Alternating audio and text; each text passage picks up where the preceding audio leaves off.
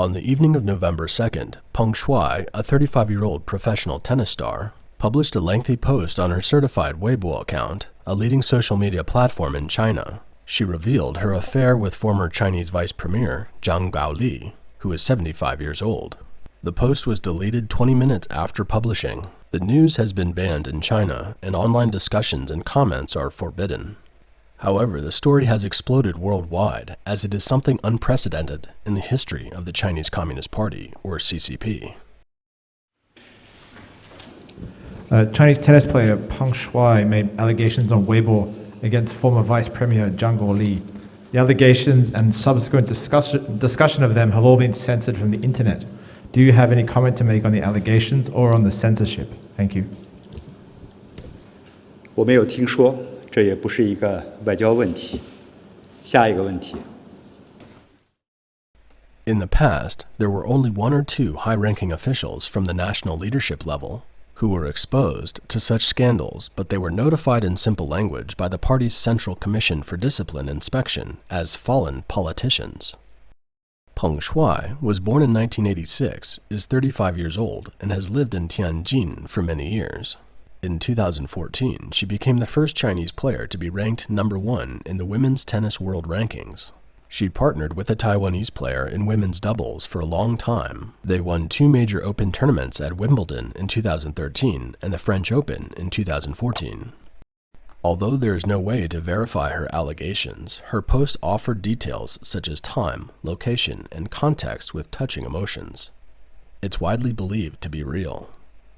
It has been pointed out that in 2017, she was seen wearing a shiny Z-lettered necklace several times while competing. When the reporter asked what the meaning was of the necklace, she replied, "It has a special meaning, but I can't tell you." The letter Z coincides with the pinyin initial Z of Zhang Gaoli. In her post on Weibo, she described that Zhang had asked her to play tennis more than a decade ago. He took her home afterwards, then forced her to have a physical encounter while his wife stood guard outside the door.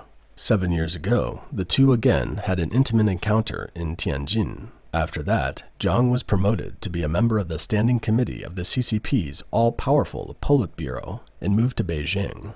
He never contacted her again. 3 years ago, the retired Zhang approached her through a middleman, took her to his home after playing tennis, and forced himself upon her.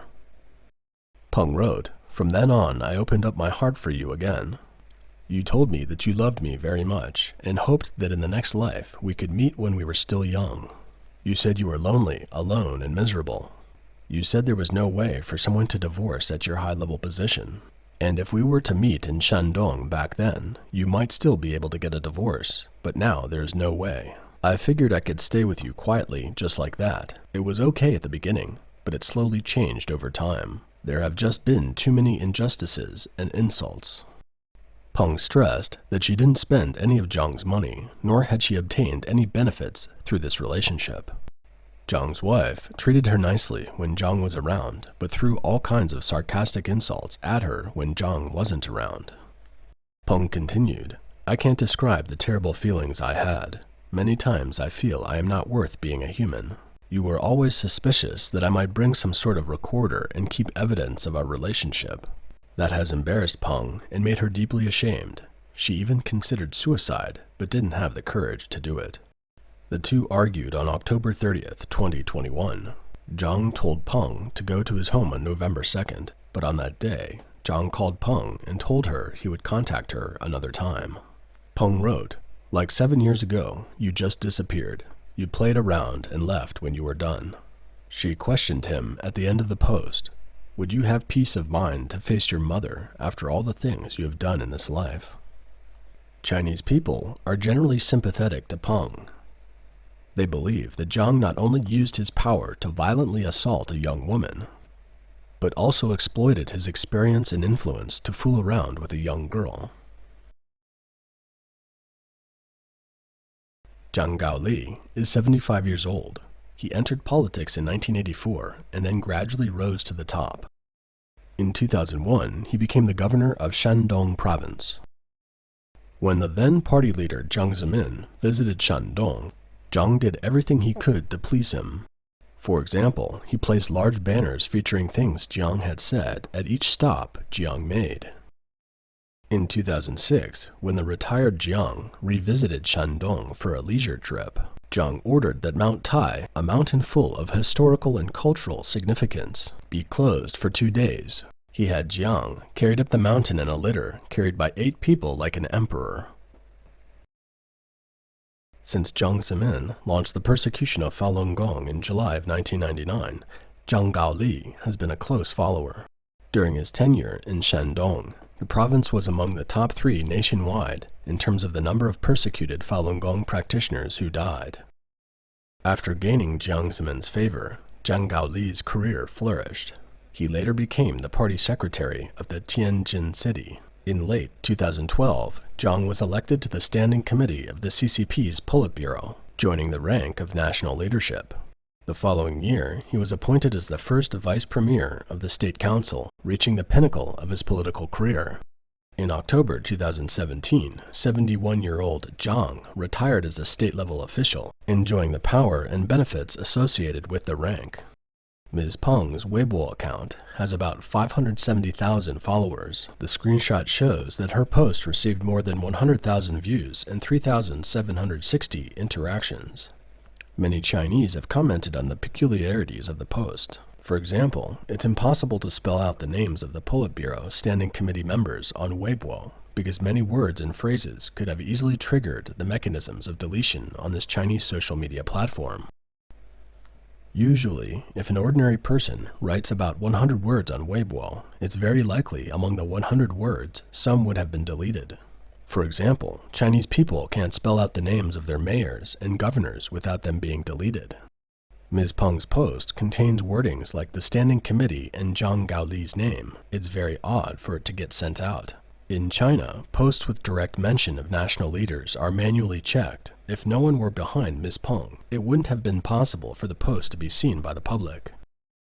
Yet her post survived 20 minutes before it was completely deleted. At present, news related to Peng and Zhang is all blocked in China.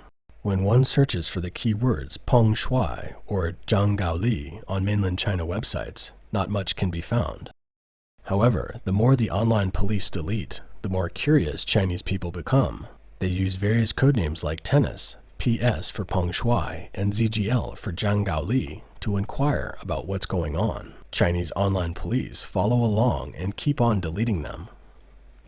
The CCP's heavy censorship has led many Chinese to be creative, using all sorts of indirect and cryptic terms to show their support for Peng's courage, and hint those who are unaware of it to climb over China's firewall and read the extranet to find out. Messages mixed with Chinese and English are also used to battle censorship. A Korean drama named Prime Minister and I that had little recognition in China has been taken down quickly because the title of the drama fits the plot in reality. As a result, numerous people have become aware of this Korean drama. More imagination has been applied to imply the story like what's seen in this photo. It's a picture of a general surnamed Peng, who was a commander in the Korean War. Korea was known in ancient China as Gaoli, the same spelling as the first name of Zhang. The accompanying caption spells Peng Battle Gaoli. Now it has an upgraded version, General Peng next to Xi Jinping's father, who once served as the vice premier of China. The caption reads, Peng and the former vice premier. It's an interesting case of how Chinese people spread the story under heavy censorship by the CCP. On November 3rd, the 4 major Hong Kong stocks known as Xin Yi series, led by Zhang's son-in-law, suffered heavy losses, plunging by 5 to 10%, with market value evaporating by nearly 20 billion Hong Kong dollars. In the Panama Papers exposed in April 2016, his son-in-law was revealed to have a Hong Kong identity card and to be a shareholder of 3 companies registered in the British Virgin Islands. The big concern now is whether the story is a spontaneous event or a carefully orchestrated scandal. A major meeting of the Communist Party will be held from November 8th to the 11th. Xi Jinping will use the meeting to lay the groundwork for a 3rd term, which would be determined in the Party Congress in 2022. The social media post from China's top tennis player, therefore, has prompted widespread speculation. On November 3rd, on the website of the CCP's Central Commission for Discipline Inspection, a notice was released about Tianjin City. It mentioned 8 typical violations that happened there, including the chairman of Tianjin Urban Construction Group accepting improper banquets and other serious disciplinary problems. In October 2021, the accused man was sentenced to 11 years and 6 months in prison for accepting bribes. Although it's not certain whether the CCP's disciplinary body is investigating Zhang Gaoli, the timing of this notice is somewhat peculiar because Tianjin has long been an important stronghold of the Jiang Zemin faction. Zhang Gaoli was big on real estate development during his tenure as the party secretary of Tianjin. He had close ties to the real estate industry, including the Tianjin Urban Construction Group. Most importantly, Zhang Gaoli is seen as one of the key members of Jiang Zemin's faction. There have been reports of their association before. For example, from early 2010 to 2012, there was one private equity scam in Tianjin, in which dozens of companies were raided. It devastated hundreds of thousands of Chinese families. And usually, some of the biggest private equity scams in China often have the backing of the CCP's rich and powerful. In addition, there is the case of the 2015 Tianjin mega explosion. Sources say that the company involved in the explosion belongs to Zhang Gaoli's in-laws, and the explosion is an attack on Xi Jinping launched by the Jiang Zemin faction. According to a well-known economist in the US who was silenced by Zhang Gaoli during his rule in Shenzhen, Zhang's face is asymmetric with one side bigger than the other. The media could only photograph him from one angle. If the reporter dared to take photos from another angle, Zhang's secretary would scold the editor-in-chief of the media, should such photos appear in the newspaper. On November 3rd, an independent Chinese scholar living in the US sent a tweet that seemed very informative.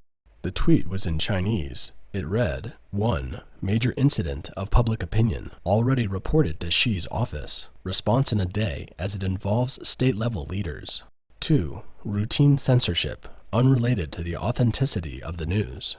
3. Intervention from the disciplinary body, requires approval from Xi. 4. Some people have directly approached Peng to try to settle the matter. 5. If it's fake, Peng would have made a statement at this time, but there is none, hence it's 90% true. 6. Does the party want to save face or not? Xi's attitude determines everything. Voice of Hope, an overseas Chinese media, quoted an inside source as saying that Beijing has launched an investigation into the scandal, which has been going on between Peng and Zhang for more than a decade. Whether it's purely coincidental or an intentional setup, the scandal will impact the top echelons of the CCP in some shape or form, especially for those politicians who are close to Zhang. In China's political arena, a seemingly accidental event can lead to major political consequences and profoundly affect the political direction of the CCP. It has happened before. It remains to be seen whether the scandal revealed by Peng will become a black swan event for the CCP. Lastly, let's listen to a strange recording. 马上那个您稍等一下，我们上把手机寄过去。您稍等一下。好，谢谢。哎，好的，哎，没事。好。